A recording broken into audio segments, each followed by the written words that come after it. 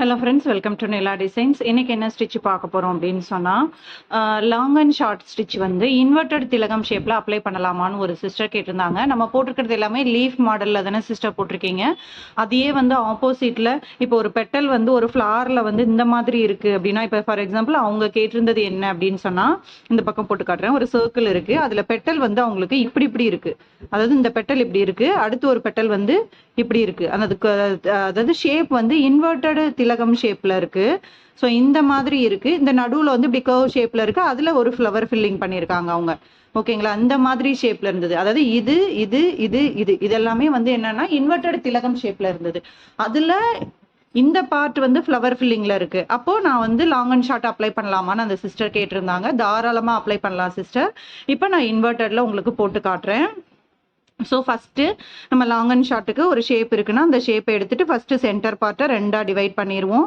Divide பண்ணதுக்கப்புறம் என்ன பண்ணுறோம், ஒரு பெரிய பெட்டல் இருக்குது. இந்த பெட்டலை ஃபஸ்ட்டு நான் ரெண்டாக டிவைட் பண்ணிக்கணும் இல்லையா லாங் அண்ட் ஷார்ட்டுக்கு. அப்போ மேலேருந்து ஒரு 1/4 இன்ச்சு இறக்கி என்ன பண்ணுறேன், இந்த மாதிரி வரைஞ்சிக்கிறேன். நாம் அங்கே போடுற அதே மெத்தட் தான், ஷேப்பை மட்டும் இன்வெர்ட் பண்ணி போடுறோம். ஓகேங்களா? இப்போ வரைஞ்சிட்டு இதில் வந்து நான் லாங் அண்ட் ஷார்ட்டு அப்ளை பண்ண போகிறேன். ஸோ நார்மலாக நம்ம ஆல்ரெடி நம்மளோட சேனலில் வீடியோ போட்டிருப்போம், நம்மளோட ஸ்டூடெண்ட்ஸுக்கும் கிளாஸ் எடுத்திருப்போம்.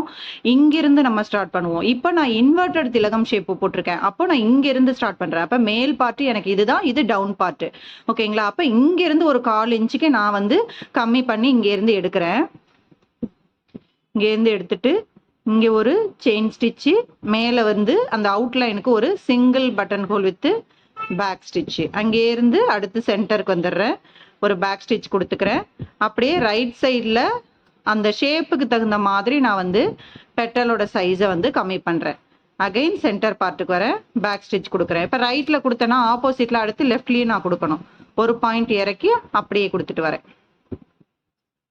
ஸோ ப்ரொசீஜர் என்னவோ சேம் தான், ஷேப்பை மட்டும் நம்ம மாற்றி அப்ளை பண்ணுறோம், அவ்வளோதான்.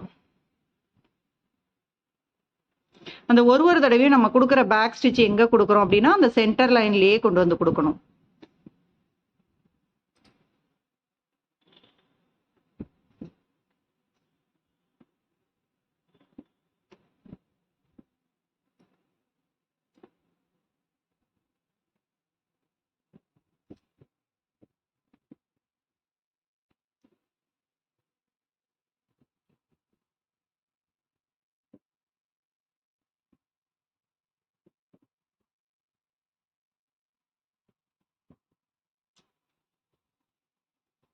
ஸோ உள்ளே இருக்க லீஃப் பார்த்தீங்கன்னா நல்லா ஃபுல்லாக ஃபில் ஆகிருக்கும்.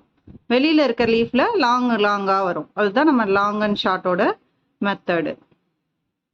ஸோ இந்த மாதிரி ஒரு பெட்டலை நீங்கள் ஃபில் பண்ணுறதா இருந்தாலும், பெட்டலை இன்வெர்டட்ல ஃபில் பண்ணுறதா இருந்தால் இன்வெர்டடுக்கு சென்டர் பார்ட்லேருந்து ஆரம்பிக்கணும். அவ்வளோதான் டிஃப்ரென்ஸே தவிர மற்றபடி எல்லாமே நமக்கு சேம் ப்ரொசீஜர் தான். இது வந்து நார்மலாக நீங்கள் பென்சிலில் போட்டிருந்தீங்கன்னா இன்னும் கொஞ்சம் ஃபினிஷிங் நல்லா தெரியும். என்கிட்ட பென்சில் இல்லை, மார்க்கிங் பென்னு தான் இருந்தது. அந்த பென்னில் போட்டுக்கிறதுனால உங்களுக்கு கொஞ்சம் கிளம்ஸியாக இருக்கும், அவ்வளோதான். ஸோ சேம் ப்ரொசீஜரில் நான் வந்து என்ன பண்ணியிருக்கேன், இன்வெர்டட் திலகம்க்கு அப்ளை பண்ணியிருக்கேன். இன்னும் இந்த இடத்துல நமக்கு இந்த ஷார்ப்னஸ் வேணும் இல்லையா, அப்போ இந்த ஷார்ட் இங்கே வந்து சின்னதாக கொண்டு வந்து நம்ம முடிக்கிறோம். ஒரு பாயிண்ட் நான் எக்ஸ்ட்ரா போட்டுக்கிறேன் இந்த ஷார்ப்னஸ்க்காக.